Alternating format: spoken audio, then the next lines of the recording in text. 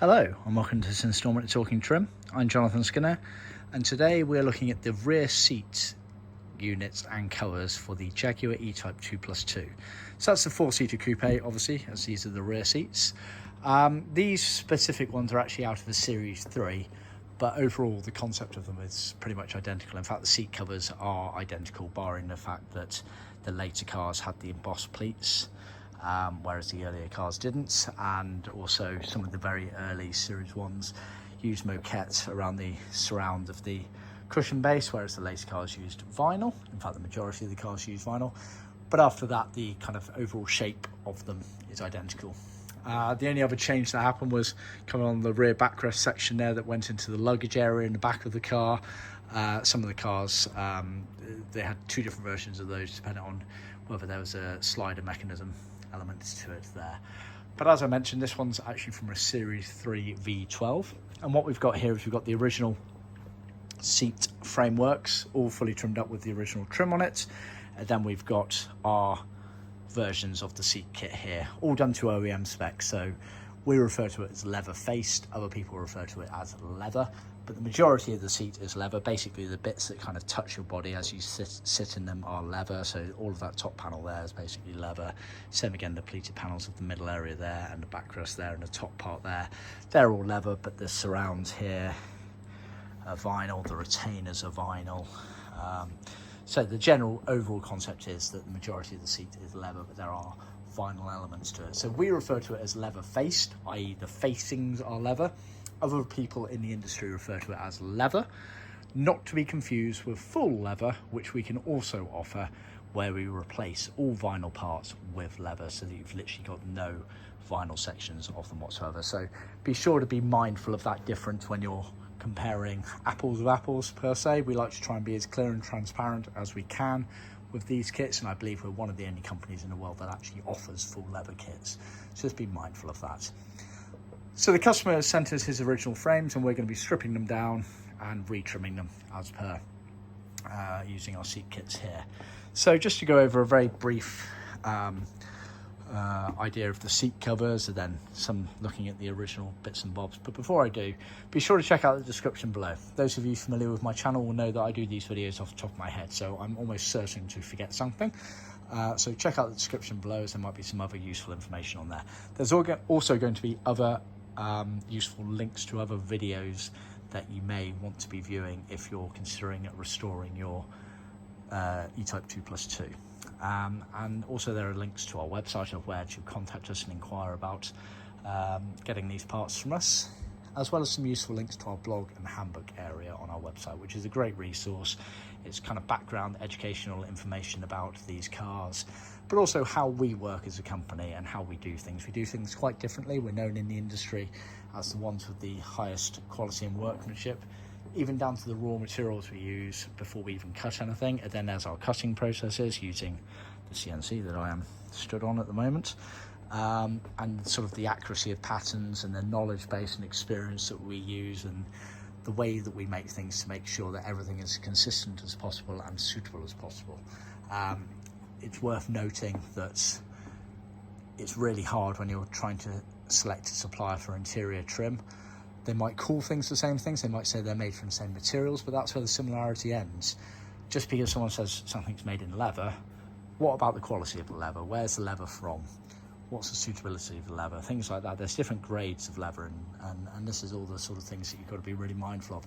Then you've got to think about actually the accuracy of the patterns and the experience of the people making these parts, and suitability and fitment. And we're known globally for our accurate patterns and fitment and quality and workmanship of all of our products. So worth bearing that in mind before you choose a supplier. This is why I've done this YouTube channel, to really showcase our parts to you. If you can't come visit us, if you did, I'm sure you'd be ordering straight away from us, because you see how impressive everything is here and the methods that we work to. But I realise, given the fact that we trade all over the world, that's not really an option for most people, hence why I'm doing videos to try and bring the quality of our product to your computer screen or phone screen. Anyway, enough on that, let's dive on in. So this kit's been done in what we refer to as cherry red. we've got a few different shades of red, and do see our materials and colours library for more details. And we've used our grained finished leather. When it comes to the leather parts here, we can also offer a smooth finished leather for most of our colours. Obviously the vinyl matches, as you can see there, the leather to the vinyl, and then you've got the piping. And for the piping, we use leather cloth, which was the original material used. It has a plastic core in it, the correct size core as well, as you can see there, and bits like that. You know, these are the levels we go to. We strip bits out so that we leave the tails on. That's not us being lazy. That means that when you come to trim, you have something to pull down on and wrap around, but obviously you don't have the core of the piping there. So these are the little things that we do that not many other people think of. Genuine tuck and roll pleats, as you can see there, into our 17mm foam, which is all CNC cut for millimetre accuracy each time. And obviously on the later cars like the Series 3s, you had this embossed pattern in the pleats there. The earlier cars did not, but down to original elements of things there. Comparing this, obviously this is the cushion base. That's the cushion base cover there. So everything on top there is leather. Then the retainer surround there is vinyl. And the front surround, side surround there is also vinyl on that one. This is the original cover here. All fully trimmed up. You can see the embossed pattern on it, and obviously a rather deep patina to that there. But colour wise, it's pretty accurate to that colour there. It's so hard to tell original colours because of the wear spots and the fading and whatnot. You know, if you look at the colour on the back here compared to the colour on the front there, two quite radical shades. So it's so hard to tell what was original for these cars, which is why we offer the array of colours. We can help and guide, but one thing to keep in mind is that Jaguar themselves were inconsistent. They didn't just have one material supplier. They used several material suppliers and did small batch runs of things. So their shade of red would have changed over the course of the production of these cars. And so it's, should we say, naive and foolish to think that Jaguar's red stayed consistent over the course of a sort of 15-year production period for their E-Types. It just wasn't that case. So that's why we supply several shades of red. We can obviously give you input onto what we believe the original shade should be for your car, but after that we send out physical samples all over the world before we start any kits to make sure that you know what you're looking at physically in your hand. Now obviously these seat covers here, there was basically a spring unit, then there was scrim, and then there was foam. We can supply replacement foams for the bases here if you need them. Normally you can't really tell whether you need to replace them until you start stripping the seat cover back. By the looks of this one, it's probably going to need replacing. So yeah, we'll probably end up replacing those there. But sometimes you'll find that they actually stay together pretty well, and you can just build up by using a thinner foam on top just to pad it out a bit more. But our general concept with a lot of these things is be quite critical about it. It's like painting a wall. You're never going to get a good finish of paint on a wall if the actual wall underneath has got cracks and divots all over the place. So think about it like that. And you're using expensive seat covers, you want to make sure you get it right. You don't want to have to redo the job in a few years because you took a shortcut of not replacing foam at the time. So just keep that in mind. It was trimmed all the way around with hog rings, as you can see, to the spring unit, and these were tucked in there. And just to show you again on the colour, look at that difference in shading going around there. So you can see here these surrounds here, which we do in vinyl. Actually originally Jaguar used leather cloth, a different backing to a vinyl, but the overall concept between vinyl and leather cloth is exactly the same there, and often people use vinyl as an appropriate replacement for leather cloth. For most colours though, we can use leather cloth if you prefer, so do talk to us about that if you really want to get down to the pedantic details of originality with these things. But overall, vinyl's a very suitable substitute for it. There, and you can see the definition, it kind of goes in and out. It will have lost some of its plumpness, shall we say, because of its age, so bear that in mind. Then moving on to the backrest section. So that's obviously the base, like the bit your bum goes on.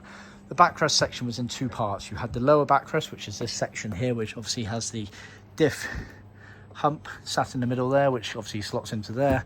Obviously the weight of it wants to fall back on itself. And then you had the upper backrest, and the upper backrest then moved into the rear section of the rear luggage floor there.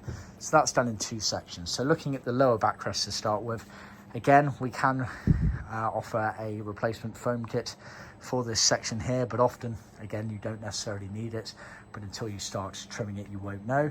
This is the cover. Again, majority leather. So you've got the pleated panel in leather, the center section here in leather, and these side bolster bits here in leather, but then the retainer, both on the left and right sides, as well as the center part there, are vinyl, and this top retainer that gets wrapped around is vinyl as well. It's piped, genuine tuck and roll pleats again. Piping again has the stripping out, but the extended ends gives you something to grab onto and trim round. And then this center bit here is leather for the diff hump here. Obviously the shape of it, you don't have to trim all the way down here. You can see the line here that gets covered up there. We do oversize it. We don't make it big enough for the whole thing because you don't need to, but we do make an allowance for the fact that basically we make it bigger than it needs to be, so it allows you to have a bit of coverage when fitting it there. To look at this cover here again, obviously you can see the diff hump comes off when you're trimming it, so you can actually get in and trim all the way around. But same principle again, it's got a foam element there with a hessian on the back of it, and then it's hog ringed round. Obviously all these retainer bits here that I just mentioned again are the leather cloth material, superseded these days with vinyl, as I mentioned before.